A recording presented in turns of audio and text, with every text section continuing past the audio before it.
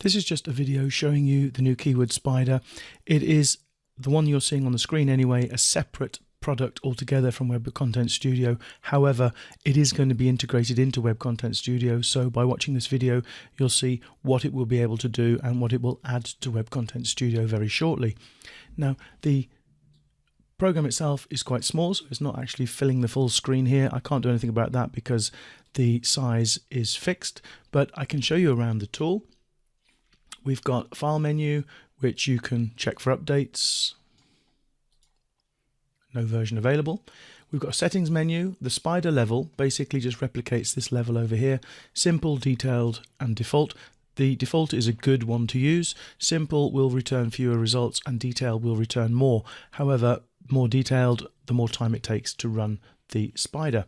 User details, that will bring up a box that allows you to enter your username and password. And then the lists, there are two lists. One is Google Center. So if you, for example, want to include a particular Google data center that's not in there already, you can do that and then save. This list over here is the ignore list. These are stop words and other words and characters that I find or have found during my searches with the tool that I don't want to include in the results because they're not important. I mean, the word and is not important as a keyword. Neither is because, been, before, being, and so on. You can add to this list. If you find words showing up in your results, you can add to that fairly easily. So the interface is very, very simple to use. We've got a spider button. You enter a root phrase there. You select the Google that you want to work on. And the temporary ignore list, these are words that will be ignored or sites that will be ignored. So if a result comes up from Facebook, then that will be ignored and it won't be spidered. And same with YouTube, Amazon. You can add your own in here. One I also would probably want to add is Pinterest. I'm interested in words, not pictures. And so if Pinterest comes up in the top 10, then I'm not really that interested. You'll notice there that the Google IT didn't actually save. This is a beta version. In fact, it didn't save because I didn't save it here. I do believe that if I save it, then it will appear in this list. There we go, Google IT, so that's fine. All right, so the very first step in creating a document and to find the keywords for it is to go over to your favorite keyword research tool. And we're going to just do a demonstration here. Let's put omega-3. I want to find keywords for omega-3 as if I'm going to look for content that I can write, find keywords here. And let's go down a little bit. Okay, benefits of omega-3. Let's go back to my keyword research tool. And we're talking about health benefits. So I'm actually going to make it even more specific.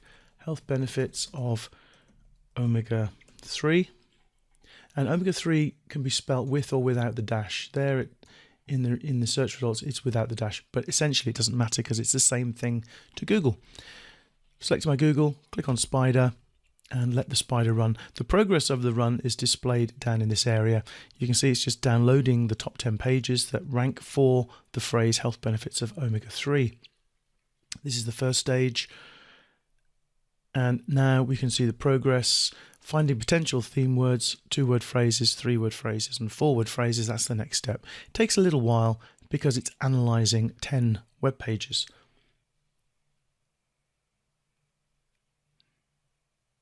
And now it's analysed and found potential words and phrases. It's now doing an initial screening to try and determine which ones are important and which ones aren't. And this will speed up the final analysis. So it's looking for 2-word phrases now, doing the initial screening of them. During this screening process, it is actually trying to determine which words and phrases are important and which ones aren't. And it will obviously refer back to that ignore list of stop words and characters and ignore those and just look for those words and phrases that are appearing on more of the top 10 pages.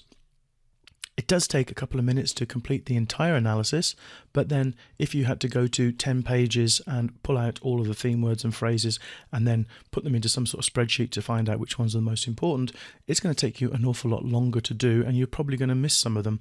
Whereas this tool, it won't miss them because it analyzes the text on the page. And we're now doing the initial screening of 4-word phrases.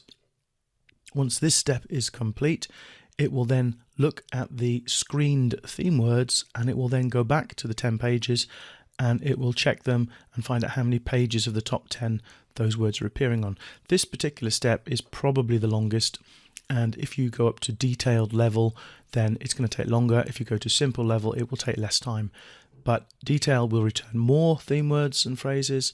The simple level will return less. Default is my preferred settings because it will return 99% of them, or at least the important ones that you need to consider when you're writing your content. After it analyzes the theme words, it will then analyze 2-word phrases, 3-word phrases, and 4-word phrases, but those steps are a lot quicker than this one. Okay, there we are with the 2-word phrases now. Checking the top 10 pages, seeing how many times each of the 2-word phrases appear on those pages, and then the 3-word phrases, and then the 4-word phrases will probably be almost instantaneous. There we go. And we now have our table of theme words and theme word phrases. So let's have a look at this. I'm going to just close that browser just to reduce the distraction on the screen. And what you can see is 2 panels. This one is theme words and this one is theme phrases. Now, the number next to each word or phrase is the number of pages in the top 10 that phrase or word appears on. So health appears on all 10, heart appears on all 10, omega-3 with a dash appears on 9, fatty 9, omega 9, and so on. One thing you'll notice is that phrases tend to appear less on pages. That's just the way it is because not all pages will use the exact same phrase. And so we've got triglyceride levels, which is actually probably a really important phrase, only appearing on 3 of the top 10 pages. That doesn't mean ignore it. The reason that I've got this software set up to go down to phrases that even appear on 2 of the pages is because those that appear on 2 pages can be really important. Polyunsaturated fatty acids could be really important.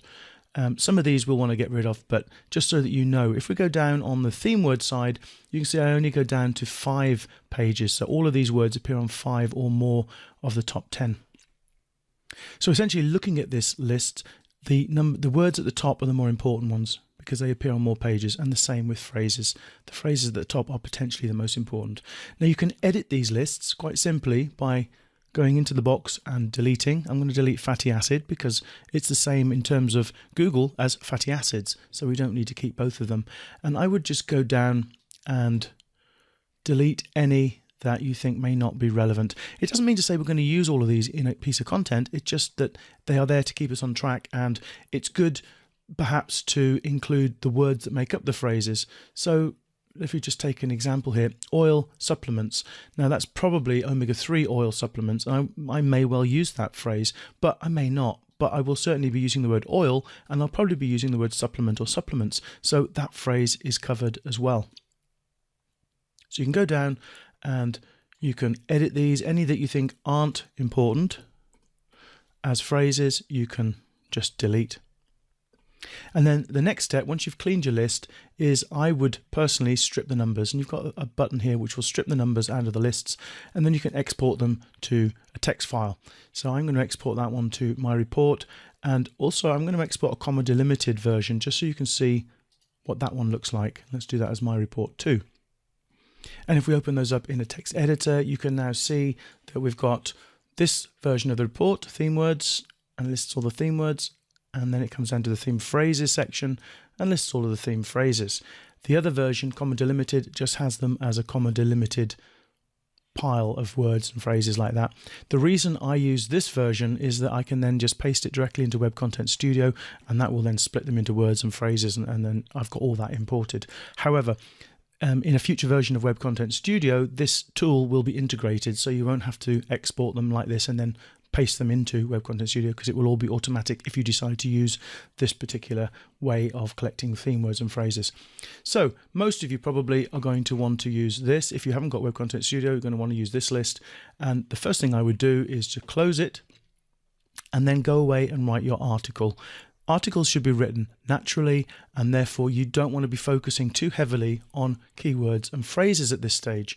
You should go away, write the best article you can covering the topic, and then come back and look at your words and phrases and say, all right, well, I haven't got, let's have a look. Let's just take an example here. We might say